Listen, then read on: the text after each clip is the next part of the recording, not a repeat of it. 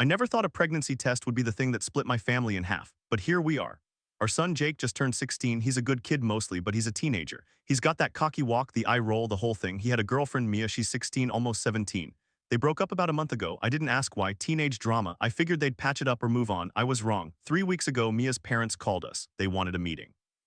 My wife Lisa and I sat in their living room and they dropped the bomb. Mia is pregnant. She's already starting to show. The timeline lines up with when she and Jake were together. I felt the blood drain out of my face. Lisa started crying before we even left their house. I drove home in a fog. We waited a couple of days to tell Jake. I wanted to get my head straight. Lisa was already planning prenatal appointments, finances, maybe they'd get married, maybe we'd help raise the baby. I kept saying, let's talk to him first. She snapped at me, there's nothing to talk about, he's the father. When we finally sat Jake down, he looked confused, then we told him. He stood up, backed away and said, it's not mine, I never fucked her. I froze. Lisa started yelling, don't you lie to us, we know you're active, we found the condoms in your backpack. Jake looked at me, Dad, I swear we never did it, I always rap, you know I always ask you for restocks. He did. Every few months he'd come to me all awkward and say, hey, I need the thing again. I'd give him a box of condoms. I thought it was responsible. Now he was telling me he never used them with Mia because they never had sex. I had a heart-to-heart with him later that night. He told me he cheated on her emotionally, not physically, he said. He was talking to another girl online, that's why they broke up. He swore on his life that he and Mia never went all the way. He said they only did a certain act, and I'm not going to repeat what he called it, but it cannot result in a baby. He said it was unsatisfactory, so he never went. I raged at him for that. I told him he was a little shit for treating a girl like that, but I started to believe him. The kid's a liar sometimes, but this felt different. Lisa didn't believe him. She said I was playing into his nonsense, that I was part of the boy culture that lets young men off the hook. We argued for days. She said I was gaslighting her. I said I was just trying to be fair. Then both families met. My wife started the conversation already accepting that Jake was the father. She was talking about solutions, funding, maybe a shared custody plan. Mia's parents were nodding along. Jake was sitting next to me, arms crossed, face red. He finally stood up and said, I did not have sex with your daughter. We never did it. I'm not the father. He was angry, genuinely angry. He looked at Mia and said, tell them what we actually did. Mia looked at her lap. She admitted they rarely did it. She described one specific event, the when and where. It was very detailed, and honestly it sounded believable, but it also didn't match what Jake had told me privately. He said they never had intercourse. She said they did. I don't know who to believe. I know my son can be a complete liar. I know he's an absolute dog when it comes to girls, but I still believe him. Something in his voice when he said that line about that act made me think he was telling the truth. Maybe I'm naive. Maybe I'm just a dad who doesn't want to see his son's life ruined. Lisa is furious with me. She said I'm taking his side, undermining her, enabling him. She said children born into this situation deserve to know their father. I said if the baby isn't his, forcing him to be a dad would be a disaster. She said, you're in denial. We slept in separate rooms that night. Mia's parents are pushing for a paternity test once the baby is born. That's months away. In the meantime, the whole town is talking. Jake's friends know, school knows. He's getting called a deadbeat dad in the hallways. He came home crying last week, said a group of seniors cornered him and called him a coward. I wanted to punch someone, but I also have to wonder, what if he is the father? What if my gut is wrong? My own mother called me after hearing about it from Lisa. She said, you need to support your wife, not your son's lies. I told her I wasn't sure it was lies. She said, boys always say that. You did the same thing when you were his age. I didn't. I never denied a pregnancy.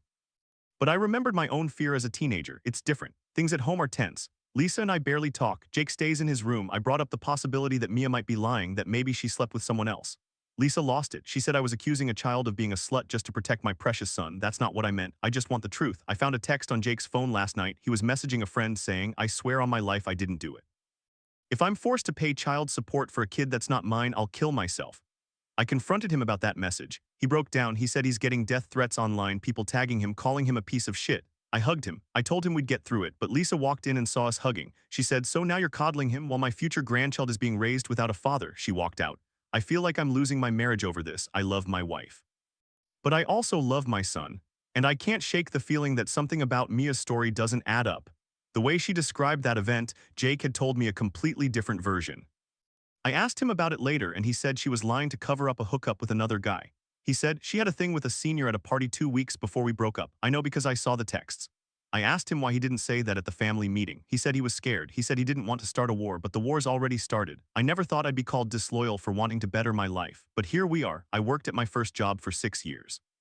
6 years of showing up early, staying late, never calling in sick unless I was literally throwing up. They trained me from the ground up. I had no experience when I started. My boss, Tom, he saw something in me. He fought for my promotions, pushed me into leadership training, made sure I got the raises I deserved. In those 6 years, my salary doubled. I was grateful. I told him that all the time, but then I got an offer from a bigger company, more prestige, more growth. And the money, God, the money. I was making 120 rock at my old job. The new offer was 25 rock plus stock options. That's not just a step up. That's a whole different world.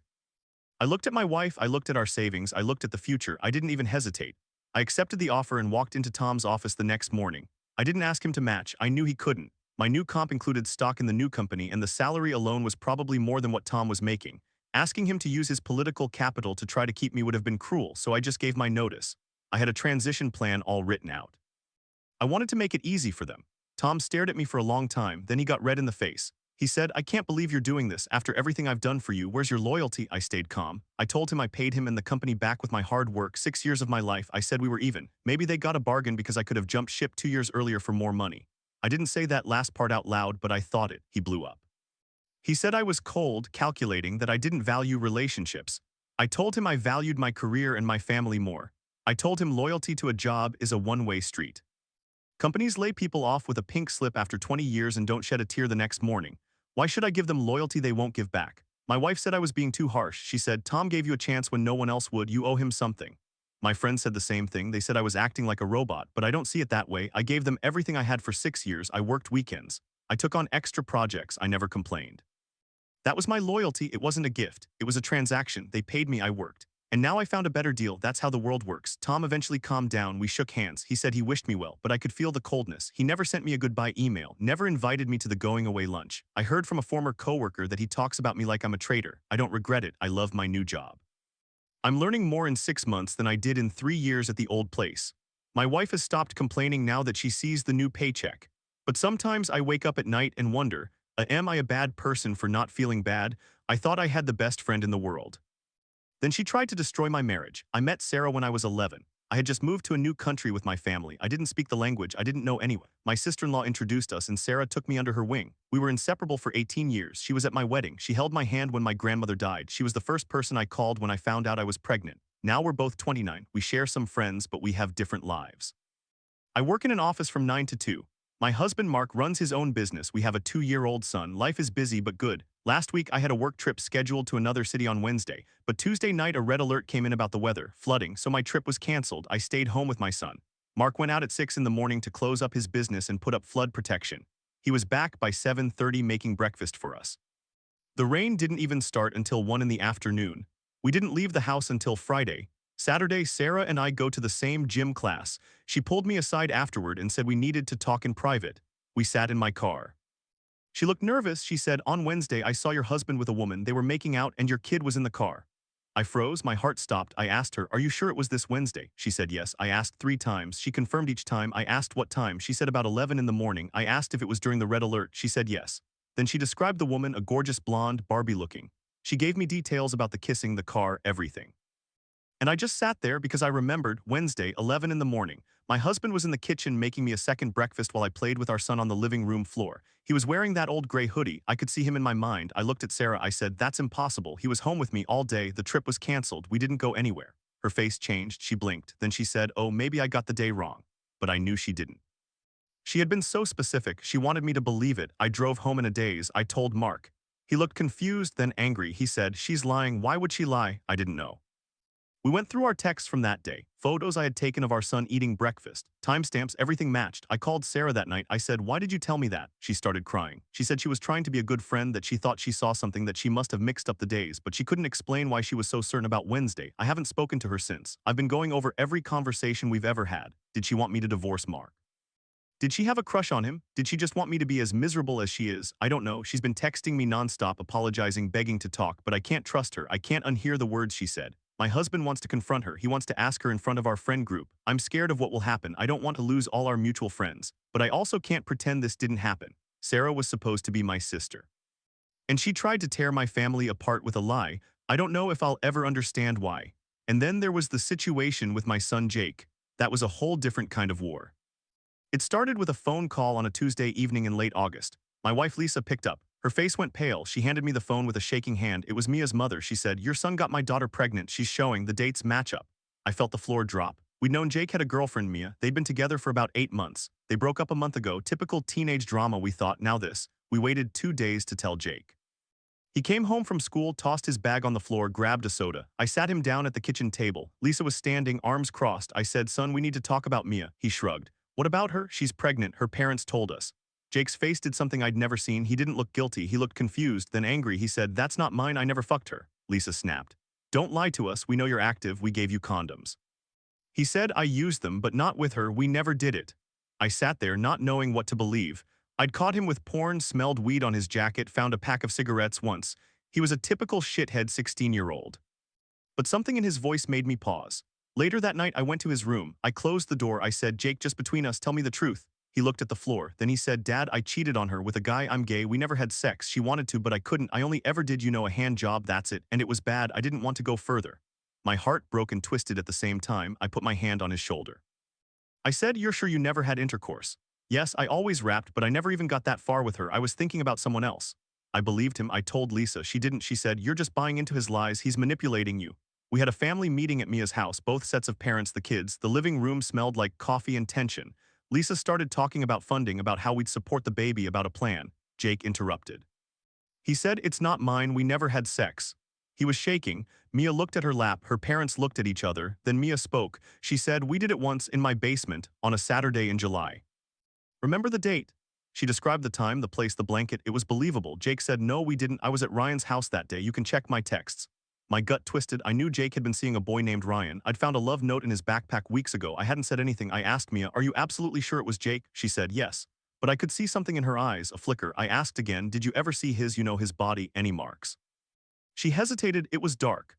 Lisa jumped in. "Stop interrogating her. You're on his side again." I didn't say anything. But that night I took Jake aside and asked him straight, "What really happened? Tell me everything." He broke down. He said, "Dad, I'm gay. I've been with Ryan for 4 months. We use condoms. I never touched Mia that way. She knew I was pulling away. She wanted to make me stay. I told her I like someone else. I think she's trying to trap me." I asked, "Why didn't you say any of this at the meeting?" "I was scared. Mom would kill me. She hates gays." He was right. Lisa had made comments. She said being gay was a choice, a sin. I'd always brushed it off. The next day I told Lisa, "I want a paternity test. If Jake is the father, we'll step up, but I believe him." She screamed. She called me spineless. She said, "You're part of the problem. You're raising a liar. He's going to ruin that girl's life." I didn't back down. I called Mia's parents. They agreed to the test. The results came back a week later. Jake was not the father. Mia's mom called crying. She said Mia had admitted the kid was from a senior at another school. She'd lied because she was scared and embarrassed. I thought loyalty meant something at work. I was wrong. That whole mess with Jake and the paternity test made me realize how much of life is just people testing your loyalty. But the one that hit me hardest wasn't about family. It was about my job. I worked at a small company for 6 years. 6 years. I started right out of college, didn't know anything. My boss, Tom, took me under his wing.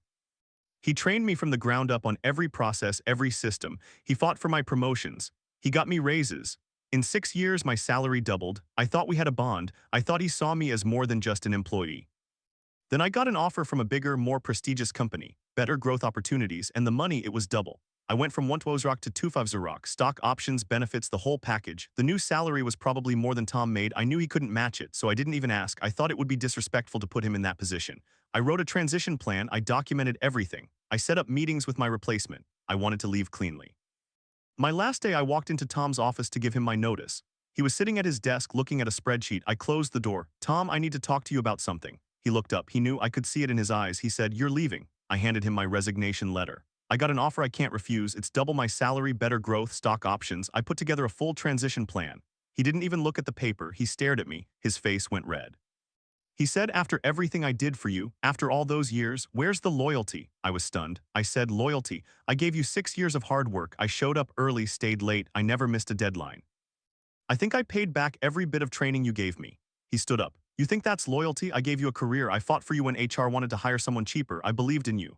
I felt my own anger rising. I said, "And I believe in myself. That's why I'm taking this job. You can't expect me to stay here for less money just because you trained me. That's not loyalty, that's exploitation." We both stayed professional, no yelling, but the tension was thick enough to cut. He said, "You're cold, calculated. You don't care about people." I said, "I care about my family. I care about my future. If the roles were reversed and the company needed to cut costs, would you hesitate to let me go? Have you ever seen anyone get a pink slip after 20 years and had anyone shed a tear?" He didn't answer. I walked out. I thought I was doing the right thing. No drama, no counteroffer, just a clean break. But my wife and a few friends said I was being too cold. Too calculating, they said I should have shown more gratitude, more loyalty. They said I burned a bridge. I thought about that for weeks. I thought about Tom's face.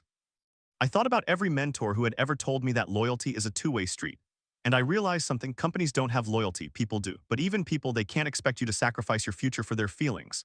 The new job is great, I'm learning new things, I'm making more money, my family is more secure, and I still respect Tom, but I don't regret leaving. What I regret is that I ever believed loyalty meant staying when you're undervalued. It doesn't. Loyalty means giving your best while you're there, and I gave everything I had. They got a bargain. A few months later, I ran into Tom at a conference. He was polite. We shook hands. He asked how the new job was. I told him it was great. He nodded and said, "I understand now. You did what you had to do." That was all I needed to hear. But that wasn't the last time someone tried to test my loyalty with a lie. That came from a girl named Sarah. I already told you about the time she tried to convince me my husband was cheating on me during a flood warning. That story still makes my stomach turn. But after that ended, after the paternity test cleared, my son and Sarah's lies unraveled, I thought I was finally done with betrayal.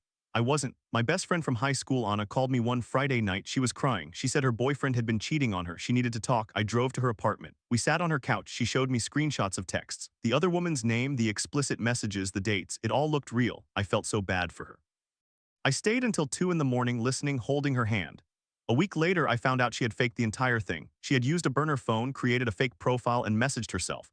She wanted sympathy, she wanted attention, she wanted me to think her boyfriend was a monster so I would stop hanging out with him because she had a crush on him and she was jealous of our friendship. I didn't scream, I just stared at her. She admitted it. She said, "I was lonely. I didn't think you'd find out." I lost 2 friends that year, Sarah and Anna. Both tried to tear apart my relationships with lies. One wanted my husband, the other wanted my time. Neither cared about the truth. And I'm left wondering, what is loyalty really?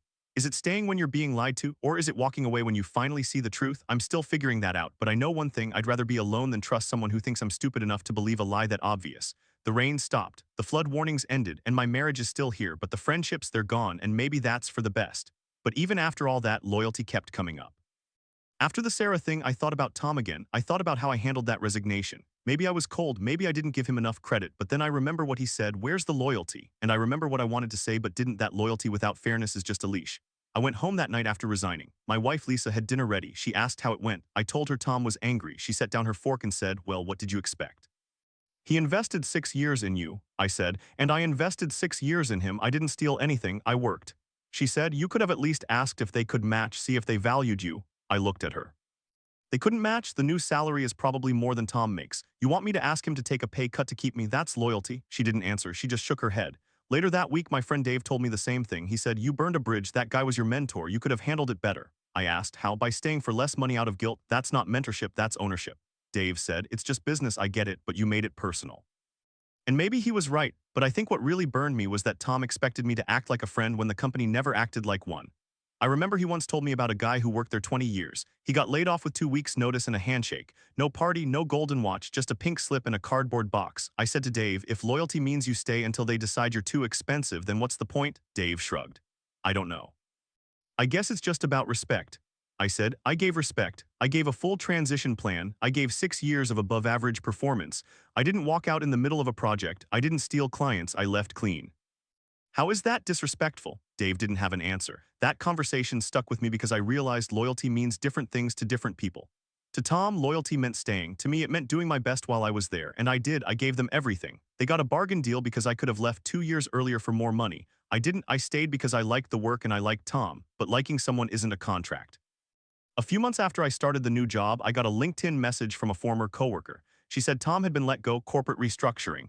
They gave him a severance and a thank you. She said he was devastated. He had given that company 15 years. I felt a knot in my stomach, not because I was happy, because I understood now. He didn't expect loyalty from me because he was a hypocrite. He expected it because he believed in the system. He thought if you play by the rules, they'll take care of you. And then they don't. I didn't reach out. I didn't know what to say. Maybe he would have thought I was gloating. Maybe he would have said, "See, I told you companies aren't loyal." Either way, it wasn't my place. But that moment, hearing he got laid off, it confirmed something I already knew. Loyalty to a job is a one-way street. They own the road. You're just paying tolls. Now looking back, I think about all the people who told me I was too cold. Lisa, Dave, my mom. She said, "You should be grateful. That man gave you a career." I said, "Mom, I earned it. He didn't give me anything I didn't work for." She said, "You don't understand because you're young." But I do understand. I understand that gratitude isn't debt. I'm grateful for Tom. I'm grateful for the training. But gratitude doesn't mean I owe him my future. That's not how respect works. And then there was the whole mess with Jake and the paternity test. After the results came back negative, Lisa didn't apologize. She was quiet for a few days. Then one night she said, I still think you handled that wrong. You took his side. You should have backed me. I said, I backed the truth. The test proved you were wrong. She said the test could be wrong. Those things aren't 100%. I stared at her. Lisa, it's 99.9% accurate. He's not the father. Mia admitted it. What more do you want? She crossed her arms. I want you to support me instead of humiliating me in front of both families.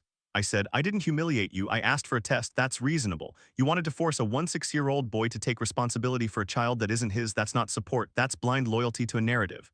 She didn't speak to me for 2 days. During that time, I talked to Jake more. He told me about Ryan, his boyfriend. They met at a debate club. He said he was terrified of coming out because of his mom. He said, Dad, she used to call gay people disgusting. She said they're going to hell. I heard her say it to her friends. I didn't know what to say. I just told him I loved him no matter what. When Lisa finally talked to me again, I asked her to sit down. I said, I need to tell you something about Jake. He's gay. He has a boyfriend. And if you have a problem with that, you need to deal with it privately. Because I'm not going to let you make him feel ashamed. She started crying. She said, it's my fault. I raised him wrong. I was too strict. I said, no, you didn't make him gay. He's just gay. And that's fine, she said, it's a sin. I said, we're not going to have this conversation right now. We didn't talk about it again for weeks, but I noticed she stopped making those comments. She was trying. I think the whole pregnancy lie shook her. She realized she had been willing to ruin her own son's life over a story that wasn't true. That's a hard thing to sit with. Mia's parents apologized. Her mom said she was embarrassed and didn't know what to do. I told her I understood. But I also told her that lying about paternity is not a small mistake. It's manipulation, and they needed to have a serious talk with their daughter. They agreed. I don't know what happened after that. I never heard from them again. Jake is still with Ryan. He's doing better in school. He's more open now. He told me he felt like he couldn't breathe before. Now he can. Lisa is still struggling, but she's trying. She goes to therapy. She's reading books. She said she doesn't want to lose her son. I told her she won't as long as she loves him for who he is. So loyalty, it's a weird word. It means different things to different people. To my wife, it meant siding with her even when she was wrong. To my boss, it meant staying even when the cost was too high. To my friend Sarah, it meant believing a lie about my husband so she could have more of my time. To me, it means being honest even when it's hard. And I think that's the only loyalty I can offer: honesty, hard work, and leaving when the truth tells me I should. The rain stopped. The flood warnings ended, and my marriage is still here. My son is safe. My job is good, and I'm done apologizing for choosing myself. But not all loyalty tests are about money or paternity. Sometimes they come from the people you trust most. I've known Sarah since I was 11. We moved to a new country that year and my sister-in-law introduced us. Sarah was the first friend I made. We did everything together: middle school, high school, first crushes, first heartbreaks. When I met my husband at 11 too, she was there. She was in our wedding. She's godmother to my 2-year-old. So when she looked me in the eye and told me she saw my husband making out with another woman, I almost believed her. Almost. It was November 20. I work in an office from 9 to 2, and I usually take a 30-minute break for a second breakfast. Sometimes I walk to my husband's office. It's 5 minutes away, or go to a cafe near my job. I mention my schedule to Sarah casually. She knows when I travel for work. That week I had a trip planned for Wednesday, but Tuesday night there was a red alert for flooding. The trip got canceled. I stayed home with our toddler. My husband left at 6 in the morning to secure his business, put up flood barriers, close things down. He came back by 7:30 and made breakfast. The rain didn't even start until 1 in the afternoon. We stayed inside, played with the kid, watched movies. It was a normal, boring, rainy day. At 3 p.m. Sarah texted, "Are you home already? It's flooding where you were supposed to travel." I replied, "Home safe." We didn't go out until Friday. Saturday morning we had our usual gym class. Afterwards Sarah looked serious. She said we needed to talk in private. We went to my car. She took a breath and then said, "On Wednesday I saw your husband with a woman. They were making out and your kid was in the car." I felt like the world stopped. My chest tightened. But then I remembered Wednesday. I was home. My husband was home. We didn't leave the house. I asked her 3 times if she was sure it was this Wednesday. She said yes 3 times. I asked what time. She said about 11 a.m. I asked if it was during the red alert. She said yes again. Then she described the scene: my husband, a gorgeous blonde, making out in a parking lot with our toddler in the back seat. I should have screamed. But I was frozen, not because I believed her, because I couldn't process why she would lie. We had been friends for 18 years. I said, "Sarah, I was home." My husband was home. We never left the house. Her face changed. She got defensive. She said maybe it was another day. I said, "You just confirmed 3 times it was Wednesday. You asked about the weather." She started backtracking, saying maybe she saw them on a different day, maybe she was mistaken, but I wasn't buying it. I asked her directly, "Why are you lying?" She broke down. She said she was jealous. She said I had the perfect life, good husband, sweet kid, nice house. She said she felt lonely. She said she wanted more time with me, and she thought if my marriage fell apart, I would be single and we could travel together and hang out all the time. I didn't scream. I just sat there. 18 years of friendship, and she wanted to blow up my family because she was jealous of my happiness.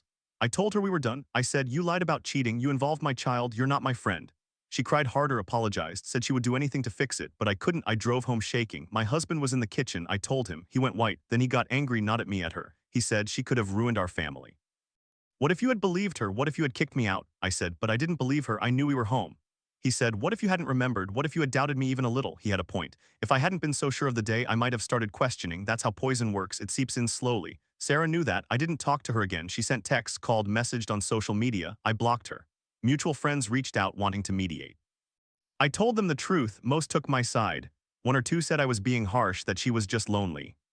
I said lonely people don't try to steal your husband and your kid's father. Months later, I heard through a friend that Sarah was seeing a therapist. She told someone she realized she had a pattern of sabotaging relationships when she felt insecure. I don't know if that's true. I don't care. I lost a friend, but I saved my marriage. And I learned that loyalty from a friend isn't about how long you've known each other. It's about whether they want what's best for you or what's easiest for them. My husband and I are fine now. We laugh about how stupid the lie was, the red alert, the parking lot, the toddler in the car. But underneath that laugh is a scar, because for a second I felt the world tilt, and I almost didn't trust my own memory. That's the thing about lies. They don't have to be smart. They just have to be believable enough to make you doubt what you know. And the people who love you are the only ones who can hold you steady when that happens. My husband held me steady. My son held my hand, and Sarah, she's just a name I used to trust. Even now, thinking about Sarah makes my stomach twist. But I've learned something from that whole mess. Loyalty can be a weapon as much as a gift, and sometimes the people you trust the most are the ones who test it hardest. That lesson came back to me a few years earlier in a completely different way, back when I was working my first real job out of college. I was 22, fresh, and stupidly grateful for the opportunity. The company took me on with zero experience. They trained me from the ground up. I learned everything there: how to read a contract, how to manage a project, how to navigate office politics without getting fired. My boss was a guy named Dave. He was in his 50s, wore the same kind of tucked-in polo every day, and had this habit of calling everyone champ. He fought for me. When I got promoted after 2 years, he was the one who wrote the recommendation. When I got another promotion a year later, he argued with HR to make it happen. In 6 years, my salary doubled. I went from making 60 to 120,000. I thought I owed him everything. But the world kept moving. I started looking around. Saw other people in my field jumping to bigger companies, getting stock options, doubling their salaries again. I wasn't unhappy at my job, I just knew I was worth more. And then one day an offer landed in my inbox. A more prestigious company, better growth opportunities, and the number 250,000 a year, more than double what I was making. More than Dave's salary, probably. I didn't think twice. I accepted the offer, signed the paperwork, and then I had to tell Dave. I thought I was being respectful by not asking him to match. I knew he couldn't. The new comp included stock in the new company, and my salary alone was likely higher than his. So I wrote out a transition plan, made sure every project I was on had a handover doc, scheduled my last day for 3 weeks out. Then I knocked on his door. He was sitting at his desk, reading something on his monitor. I said, "Dave, you got a minute?" He looked up, smiled. "Always, champ." I handed him my resignation letter. He read it slowly. His face went from confusion to disbelief to something I can only describe as hurt. He set the letter down and said, "I didn't see this coming." I explained the offer, the money. The growth. I kept my voice calm, professional. I said, "I wanted to give you as much notice as possible. I have a transition plan ready." He didn't look at the plan, he looked at me. 6 years, he said. 6 years I spent training you. I went to bat for you. I got you promotions, and this is how you repay me. I felt my face get hot. I said, "I'm not repaying anything. I gave you 6 years of hard work. I think we're even." He shook his head. "It's not about being even. It's about loyalty. I made you who you are." That word again, loyalty. I'd heard it from my wife about the pregnancy situation. Now I was hearing it from my boss like I was abandoning a family member. I said, "Loyalty to a job isn't the same as loyalty to a person. You paid me for my time and skill. I delivered. Neither of us owes the other anything beyond that." He got angry. His voice rose. "So that's it? You're just going to walk out the door after everything?" I stayed calm. "I'm not walking out. I'm giving notice. I'm helping with the transition. I'm not burning bridges. But I'm not going to turn down $250,000 because you feel betrayed." We stared at each other. The air was thick. He finally said, "Fine, do what you gotta do." I left his office. We didn't speak again until my last day. He gave me a handshake, cold, professional, no goodbye party, no cake. I walked out of that building and never looked back. A few weeks later, I told my wife about the conversation. She said I was cold, calculating. She said, "That man did a lot for you. You could have at least pretended to feel bad." I said, "I do feel bad. But feeling bad does mean I should stay." She didn't get it. Neither did some of my friends. They said I was showing a lack of character. That loyalty means something. But I asked them, would the company show me loyalty if profits dropped? Would Dave fight to keep me on payroll if the board told him to cut costs? No, they'd hand me a pink slip and wish me luck. I've seen it happen. Colleagues who worked 20 years got laid off with a 2-week severance and a security escort out the door. Nobody cried, nobody said, but we owe them loyalty. Because corporations don't feel loyalty, they feel profit. So I told my wife, loyalty to a job is a myth, It's a tool employers use to keep good people underpaid. If they really valued loyalty, they'd pay market rate. They didn't, so I left. She eventually came around, but I know some people still think I was a jerk. The funny thing is my old boss Dave and I ended up running into each other about a year later at a conference. He was at a booth. I walked up. He looked surprised, then smiled. He said, "You look good, champ." I laughed. "So do you." We talked for 10 minutes. He told me the company had gone through layoffs. He survived, but a few of my former coworkers hadn't. He admitted, "You were right, it's not personal, it's business." I said, "I never said it wasn't personal, I just said loyalty doesn't pay the mortgage." He nodded, we shook hands, no hard feelings. That's the thing about loyalty. When it's real between people who actually love each other, it matters. When it's between an employee and a company, it's a transaction, and I refuse to feel guilty for recognizing the difference. So now, looking back at all of it, the pregnancy lie, the fake cheating story, the guilt trip from my boss, I see a pattern. People use the word loyalty to manipulate you, to make you feel bad for choosing yourself. My wife used it to make me support her blindly. My boss used it to make me stay undervalued. My friend used it to make me doubt my husband. But real loyalty isn't about blind agreement or staying when you're hurt. It's about being honest even when it's hard. It's about leaving when you need to and staying when you mean it. I'm still learning that every day. But at least now I know when someone's using the word to trap me, and I won't fall for it again. But the hardest lesson about loyalty came from a situation I never expected. My own son. He was 16, just turned, a sophomore. He had a girlfriend, also 16, almost 17. They'd been together about 8 months. My wife and I thought they were cute, innocent. We knew he was active. He'd asked me for condoms a few times, and I'd had the awkward talk with him. But I trusted him to be careful. Then one afternoon, we got a call from the girl's parents. They wanted to meet. Urgent, my wife and I drove over, heart pounding. When we sat down at their kitchen table, the mom said, "Emily is pregnant, about 3 weeks along. She's starting to show a little. The timeline matches up with your son," my wife gasped. I felt the blood drain from my face. I said, "Are you sure? Did she say it's his?" The dad nodded. "She says they were together. They broke up about a month ago, but she's been scared to tell anyone until now." We went home in silence. My wife was crying. I was trying to figure out what to say to our son. We waited 2 days. Finally, we sat him down in the living room. My wife said, "Jacob, we need to talk about something serious. Emily is pregnant." He stared at us. He said flat, "It's not mine." "Jacob," my wife said, "we know you two were." "I never fucked her." His voice was sharp. "We never had sex, period." I believed him, something in his eyes. He can be a shithead. He's a teenage boy. He lies about homework and video games, but this felt different. I said, "Son, are you sure? Because we can handle the truth." "Dad, I always rap. I've asked you for restocks, remember? We never did it." She wanted to, but I said no. My wife shook her head. "He's lying. Boys always lie about this." We had a family meeting with both sides. The girl, Emily, sat there with her mom, looking tearful. Her dad started talking about child support, paternity tests, options. My wife jumped in saying we'd figure out funding, we'd support whatever decision they made. I stayed quiet, then Jacob spoke up. "It's not my baby, we never had sex. I cheated on her, but not like that." The room went quiet. Emily's mom said, "What do you mean cheated?" Jacob's face turned red. "I was with someone else, a boy, I'm gay." I felt like the floor dropped. My wife let out a small sound. Jacob kept talking, his voice shaking. "Me and Emily, we tried a few times. It never worked." I told her I wasn't into it. She said it was fine. Then I met someone, a boy. We've been together for 2 months. We use protection. I've never had sex with a girl. Emily started crying. She said, "But we did do stuff that one time in the car." Jacob said, "Yeah, but it was, we didn't, you know what we did." I didn't finish. It wasn't possible to get pregnant from that. Her dad looked like he wanted to punch something. I asked Emily directly, "Did you and Jacob ever have intercourse?" She looked down. "No, he didn't want to." I let out a breath. My son was telling the truth. He'd been cheating with a boy, and yes, he was a shithead for that, but the pregnancy wasn't his. My wife exploded. She turned on me yelling, "You're just playing into his nonsense. You're part of the boy culture. You're enabling him." I said, "I'm believing what he's saying because it makes sense. If she wasn't pregnant from him, then there's another guy." Emily's mom went pale. She grabbed her daughter's arm. "We're leaving. We'll handle this ourselves." They left. My wife stormed into the bedroom. Jacob sat on the couch, head in his hands. I sat next to him. I said, "Who's the boy?" He whispered a name. "A kid from the soccer team." I said, "Are you safe? Are you being careful?" "Yeah, we use condoms. He's a good guy, Dad." I hugged him. I told him I loved him, that it was okay, but inside I was shaking. Later that night, my wife came out. She said, "I called Emily's mom. She's not talking to us. They're getting a paternity test. But I'm telling you, if that baby is Jacob's, if you sided with him over me, I will never forgive you." I said, "Even if he's telling the truth, he's not." We didn't speak for 2 days. The tension was thick. I kept thinking, am I the asshole for not siding with my wife? For believing my son? I knew he'd lied before, but he'd never looked me in the eye like that. A week later, the paternity test came back. Negative, not his. Emily's mom called to apologize, said they'd found out it was another boy from school. The timeline was off and Emily had been scared. My wife didn't say much. She just sat on the bed staring at the wall. I said, "We need to talk to Jacob. He came out to us in the worst possible moment and we haven't even said anything supportive." My wife said, "He cheated on his girlfriend. He's gay. We have a gay son."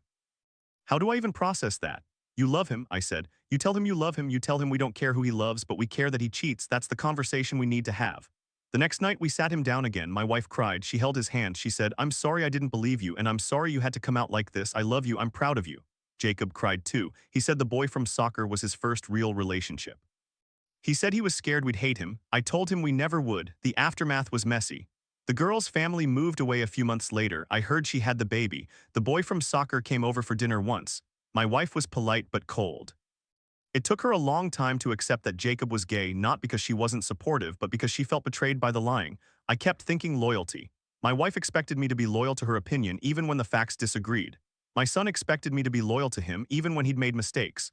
And I had to decide what loyalty actually meant. For me, it meant telling the truth, believing the evidence. Standing by my son when he was telling the truth and holding him accountable when he was. It meant not blindly siding with my wife just because we were married. We went to family therapy. Jacob started talking more openly. My wife stopped blaming me, and eventually we got to a place where we could laugh about the absurdity of it all, a fake pregnancy, a hidden boyfriend, a red alert storm. But I never forgot that feeling of the world tilting. Of being caught between the person you love and the person you raised, not knowing who to trust. I guess that's the thing about loyalty. It's never simple. It's not about taking sides. It's about holding on to what's true even when it hurts. And that's what I try to do every day with the people I love. Loyalty in family is one thing, but what about loyalty in friendship? That's where I learned a different kind of lesson. I met Sarah when I was 11. We moved to a new country that summer and my sister-in-law introduced us. Sarah was the first friend I made. We did everything together, school, sleepovers, first crushes. When I met my husband at 20, Sarah was my maid of honor. When my daughter was born, Sarah was the first person I called. We were 29 when it happened. I worked in an office from 9 to 2 and I had a half-hour break where I'd grab a second breakfast. Sometimes I'd walk 5 minutes to my husband's office and eat with him. Other times I'd go to a cafe. Sarah and I texted throughout the day. I'd mention when I had to travel for work. Last week I had a business trip scheduled for Wednesday to a city about 2 hours away. Tuesday night the weather alert came in, red alert, flooding expected. My trip got canceled. I stayed home with my 2-year-old. My husband left at 6 in the morning to close his shop and set up flood barriers. By 7:30 he was back making pancakes. It didn't even start raining until 1 in the afternoon. We didn't leave the house until Friday. Saturday morning, Sarah and I went to our usual gym class. Afterward, she pulled me aside in the parking lot. We need to talk, she said, her face serious. We sat in my car. She took a breath. On Wednesday, I saw your husband. He was with a woman. They were making out, and your kid was in the car. I froze. For a second, my brain didn't work. Then I remembered. Wait, this Wednesday, the red alert day? Yes, she said. Around 11 in the morning. Are you sure? I asked. I asked 3 times. She confirmed every time. She described the woman blonde, tall, gorgeous like a Barbie. She said my husband was leaning into the driver's side window kissing her. My daughter was in the back seat looking at a tablet. I looked at her. I said, Sarah, I was home with my husband all day Wednesday. He never left. We made pancakes. We watched cartoons. My daughter was with us. It didn't rain until 1. Her face went white. She started stammering. Maybe it was another day. Maybe I got the date wrong. You said 3 times it was Wednesday. You described the red alert. You said the weather was bad. She started crying. She said, I'm sorry. I must have mixed it up. I saw someone who looked like him. I was trying to protect you. I didn't scream. I just said, why would you say that if you weren't sure? You could have ruined my marriage. She kept apologizing. I drove home in shock. I told my husband. He was furious. He said, she's been jealous since we got married. She always makes comments. I think she wants you to be single so you can hang out more like the old days. I didn't want to believe it. I confronted her again on the phone. She broke down and admitted she'd made it up. She said she'd been lonely since I had the baby. She wanted more of my time. She thought if I left my husband, we'd go back to how it was. I ended the friendship that night. It's been 3 months. She still sends texts apologizing. I haven't replied. I think about loyalty a lot now. Sarah was my best friend for 18 years, but loyalty isn't about making up stories to trap someone.